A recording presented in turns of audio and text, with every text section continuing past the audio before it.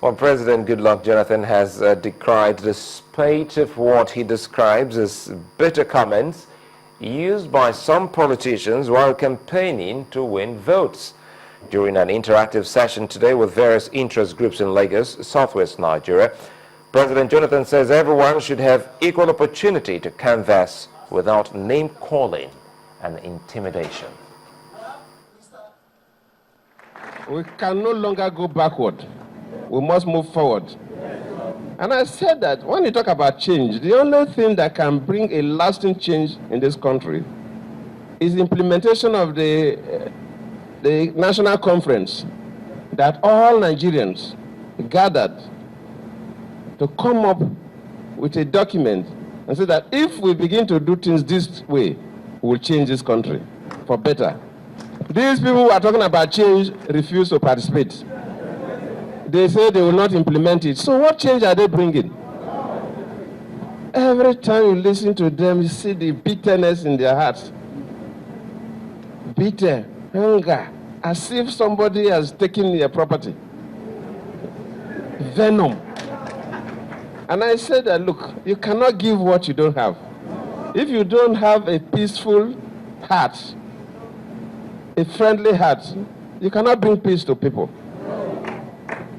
For you to bring peace, you must be somebody who can forgive. Somebody who preaches peace. It's not somebody who will ask people to go and kill that will bring peace. It will bring crisis to us. Especially now that society is so sophisticated and small, light arms and small weapons are all over the place. You set this country ablaze. And we will not go back to those primitive days. This country must move forward. Well, President Jonathan there speaking in Lagos, southwest Nigeria, on a peaceful campaign. Well, to Nigeria's southeast, specifically Anambra State, where the governor, Willie Obiano, has commissioned the multi-million naira donor agency office complex built by Sky Bank PLC and donated to the state government. During the commissioning ceremony at the government house in Awka, Governor Obiano commended the bank for the project. This is the newly built donor agency office complex sited within the Anambra State Government House in Awka, the state capital. The arrival of Governor Willie Obiano, the Sky Bank CEO, Mr. Timothy Oguntayo, and some government officials set the event rolling. It is indeed a beautiful structure built by Sky Bank PLC and donated to the Anambra State government as part of the efforts to improve the public-private partnership in the state. After inspecting the facility, Governor Obiano commends the management of the bank for the initiative. We are trying to run this structure the way we do it in the banking sector by dedicating people to face specific donor agencies, ensures that their projects are moving fine, accounting to the donor agencies, day-to-day activities and the state of their various projects. With this new structure, it is expected that the donor agency officials in the state will be more effective in carrying out their daily activities. The Commissioner for Budget and Economic Planning, Professor Solo Chukwulobelu, says the new facility will improve progress made so far. The CEO of Sky Bank, Mr. Timothy Oguntayo, congratulates the governor for his progressive strides in the state. We are aware that the revenue from the federal government, federal allocation is dwindling, not to the fault of anybody due to the global economic conditions, and therefore it is imperative to look inwards and generate more funding from other sources, IGR, donor agencies, and so on and so forth. And I would like to assure you that Skybank, we have very strong investment banking capabilities, and we would like to work with you in these areas. Governor Obiano rounds off the activities with the commissioning of an ultra-modern medical center, still in the government house, to serve and improve the healthcare needs of all the workers in the government house. In the name of the Father, Son, and the Holy Spirit. Amen.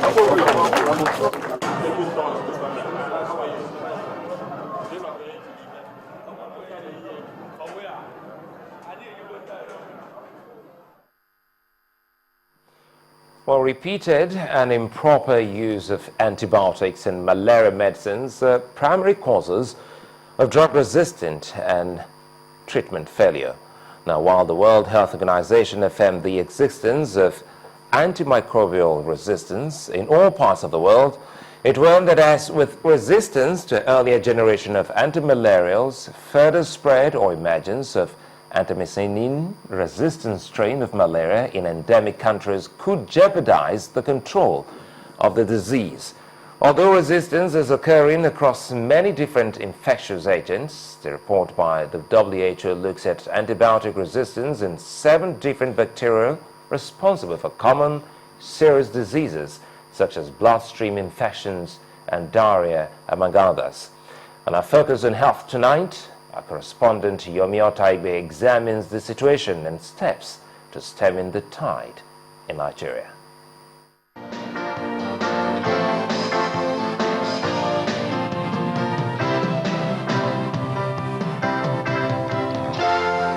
Safe medicine use is a fundamental component of modern medicine. However, overdose and underdose of medicines are major factors that promote drug resistance and treatment failure. The World Health Organization's first global report on antimicrobial surveillance, published in 2014, shows that antibiotics resistance to the treatment of urinary tract infections, gonorrhea, and intestinal bacteria such as pneumonia have spread to all regions of the world. Almost everybody is guilty because they think they know much on the knowledge of drugs. They can just go and be taking various forms of antimicrobial agents, not knowing that they are damaging the effect of that drug.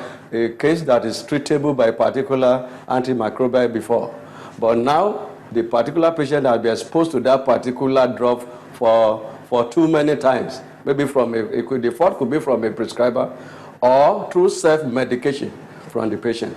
So when the patient now actually needs the drug may not be effective again. There has result in therapeutic failure.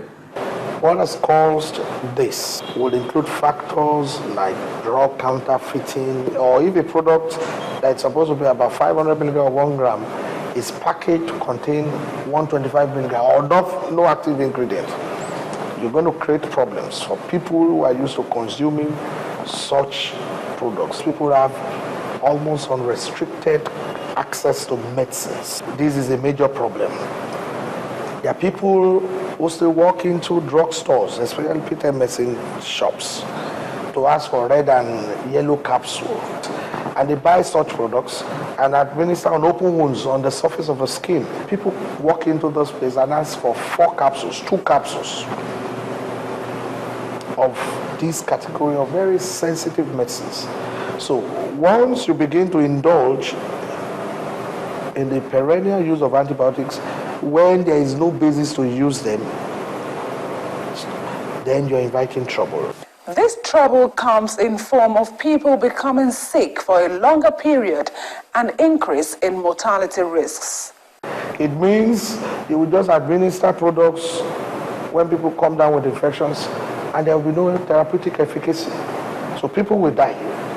So it's a very, very serious problem. And I think public health experts, care providers, government, everybody should take this very seriously. Another drug resistance issue brewing is reported cases of resistance to artemisinin-based combination therapy, ACTs, which were introduced in 2005 as first-line treatments of uncomplicated malaria. According to the WHO, as of February 2015, artemisinin resistance has been confirmed in 5 countries: Cambodia, the Lao People's Democratic Republic, Myanmar, Thailand, and Vietnam. What we do is to try and see and monitor, the likely resistance. So we got Sentinel sites as an institute to monitor this and carry out our research to ensure that we detect early any cases of or likely cases of resistance. At the moment, we've not established any significant resistance yet. Regulating and promoting appropriate use of medicine is equally crucial for the government at all levels. Other important actions for everyone to take include preventing infections from happening in the first place through better hygiene, access to clean water, infection control in healthcare facilities, and vaccination to reduce the need for medicines.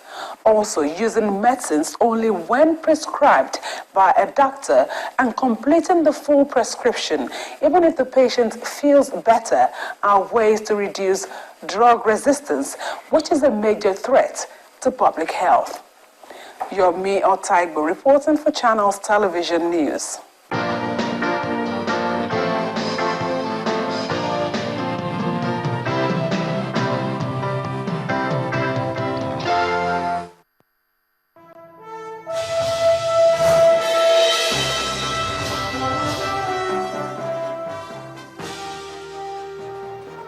Hello, welcome to Business News. I'm Anne Mwawadu. Overnight lending rates at the interbank market ended the week down 8.25% from 25% last week.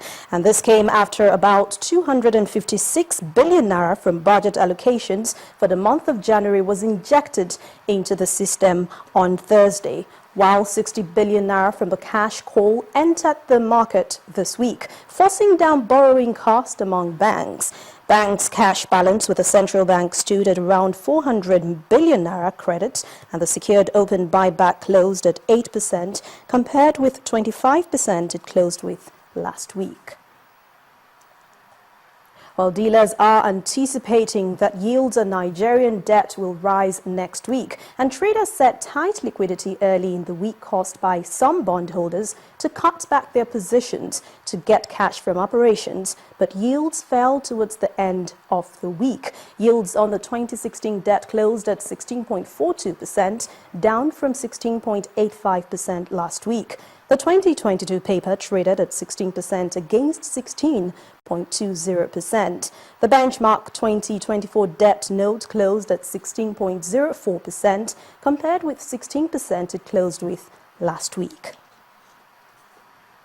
Well, it was a positive trading week at the Nigerian equities market as the week produced 4 gains out of 5 sessions, with all share index appreciating by 2.54% to close at 30,103.81.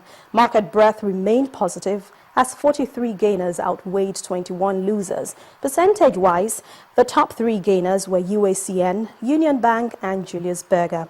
On the other hand, Acoma Oil, Academy Press and NACO were the top 3 laggards. A total volume of 1.6 billion shares worth 21.3 billion naira were traded in 21,062 deals. That's against 2.08 billion shares worth 22.47 billion naira traded in 20,805 deals last week.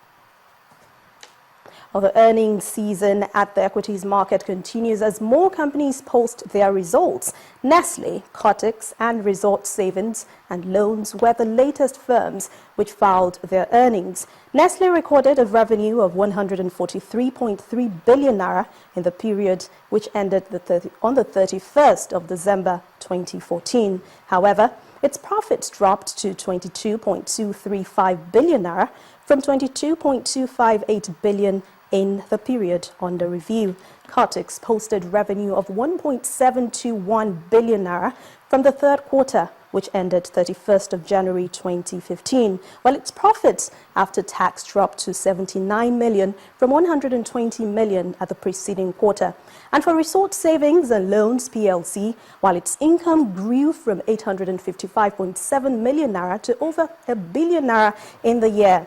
On the 31st of December, the position, for the Resort Savings, again, while its income grew from 855.7 million naira to over $1 billion naira in the full year period, which ended on the 31st of December 2014, it made a loss position of 1.566 billion naira.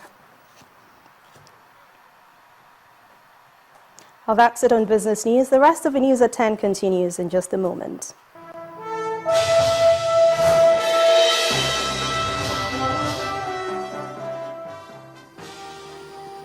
Well, still ahead on the news at 10, good weekend for Nigerian football as Caterpillars, Warri Wolves and Dolphins qualify for the next round of the Africa Clubs competition.